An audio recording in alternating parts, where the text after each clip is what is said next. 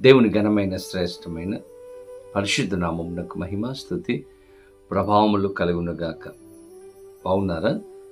ఈరోజు ఉదయం లేవంగానే ప్రార్థన చేశారా? వాక్యం చదువుకున్నారా? ప్రతిదినము కూడా ఎన్ని పనులు మీ జీవితంలో ఉన్నప్పటికీ కూడా పరిశుద్ధాత్మదేవుడు మనకు అనుగ్రహించినటువంటి మొదటి గడియలో దేవునితో మనము సమయాన్ని గడిపినప్పుడు, దేవునితో సహవాసము చేసినప్పుడు ఆయన మనలను ఆశీర్వదించే దేవుడుగా ఉంటాడు. కాబట్టి ఎన్ని పనులు మనకున్నప్పటికీ కూడా ఉదయం లేచినప్పుడు ఎంత బిజీగా ఉన్నప్పటికీ కూడా దేవునితో సమయాన్ని గడపండి. చాలామందికి పేపర్ చదవడానికి, కాఫీ తాగడానికి టైం ఉంటుంది, కానీ వాక్యం చదవడానికి, ప్రార్థన చేసుకోవడానికి సమయము ఉండదు. దేవుని బిడ్డలారా, మీరు దేవునితో సమయాన్ని గడిపినప్పుడు ఆయన ఖచ్చితంగా మనలను ఆశీర్వదిస్తాడు. కాబట్టి మనము ఎంతగా దేవునితో సహవాసం చేస్తామో అన్ని ఆశీర్వాదాలు మనము పొందుకుంటాం. ఈరోజు ఒక శ్రేష్టమైన వాగ్దానాన్ని పరిశుద్ధాత్మ దేవుడు మన కొరకు సిద్ధపరిచి ప్రతి ఒక్కరితో మాట్లాడాలని ఆశపడుతూ ఉన్నారు. మీరు కూడా ప్రార్థనా పూర్వకముగా ఎదురు చూస్తూ ఉన్నారని నమ్ముచూ ఉన్నాను. ఈ యొక్క కార్యక్రమాన్ని మీరు సబ్స్క్రైబ్ చేశారని నమ్ముచూ ఉన్నాను. ఒకవేళ చేయకపోతే ఇప్పుడే సబ్స్క్రైబ్ చేయండి. ప్రార్థన. పరిశుద్ధుడు, నీకు వేలాది వందనాలు, స్తోత్రాలు. ఉదయకాల సమయంలో మీ సన్నిధికి వచ్చి ఉన్నాము. మాతో మీరు మాట్లాడి బలపరిచి ధైర్యపరచమని యేసు నామమున అడిగి వేడుకొనుచూ ఉన్నాము మహా పరమ తండ్రి, ఆమేన్. ఈ దినం దేవుని వాగ్దానమును చదువుకుందాం. బైబిల్ గ్రంథాలు తెరవండి. యెహెజ్కేలు గ్రంథము 36వ అధ్యాయం 29వ వచనము ఆఖరి భాగాన్ని చదువుకుందాం.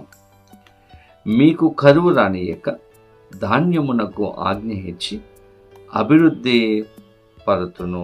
దేవుని స్తోత్రం. చక్కని వాగ్దానం. ఎంత శ్రేష్టమైనటువంటి వాక్యం అండి. పరిశుద్ధాత్మ దేవుడు తెలియచేస్తూ ఉన్నాడు, మీకు కరువు రానియక ధాన్యమునకు ఆజ్ఞ ఇచ్చి అభివృద్ధి పరచెదను అని దేవుడు తెలియచేస్తూ ఉన్నాడు. కరువు రానియక దేవుడు ఏం చేస్తాడంట? అభివృద్ధి, ఆశీర్వాదమును అనుగ్రహించే గొప్ప దేవుడుగా నిలిచి ఉన్నాడు. ఏ వాగ్దానం అయితే మన జీవితంలో దేవుడు చేస్తున్నాడో ఆ వాగ్దానాన్ని మన జీవితంలో నెరవేర్చే గొప్ప దేవుడు, మనలను అభివృద్ధిపరిచే దేవుడు, హెచ్చించే దేవుడు, ఇచ్చే చేతులుగా చేసే దేవుడు, తలగా ఉంచే దేవుడుగా ఆయన ఉంచి ఉన్నాడు. పైవాడుగా ఉంచే దేవుడుగా ఆయన ఉంచి ఉన్నాడు. దేవుని బిడ్డలారా, కరువు అనేటువంటిది రానియక, సమస్య అనేటువంటిది రానియక, కష్టం అనేటువంటిది రానియక దేవుడు కాపాడుతూ అభివృద్ధి అనుగ్రహిస్తానని వాగ్దానం చేస్తూ ఉన్నాడు. ఈరోజు ఎంతోమంది మీ జీవితంలో మార్పు కోసం, మీ ఉద్యోగముల మార్పు కోసం, వ్యాపారముల మార్పు కోసం ప్రార్థన చేస్తూ ఉన్నారు. ఈరోజు ప్రభు అంటూ ఉన్నారు, నేను అభివృద్ధిని అనుగ్రహిస్తాను. ఎప్పుడు ఇస్తారండి అభివృద్ధి? ఎప్పుడు తన యొక్క ఆశీర్వాదాలు మనకు అనుగ్రహిస్తారంటే దేవునికి నమ్మకంగా మనం బ్రతికినప్పుడు. ఇస్సాకు జీవితంలో మనం గమనిస్తే గెరారు దేశంలో, అన్య దేశంలో అతడు చిన్న విత్తనాన్ని వేశాడంట. దేవుడు తోడుగా ఉండి ఇస్సాకును క్రమక్రమముగా ఆశీర్వదించాడంట, అభివృద్ధి పరిచాడంట.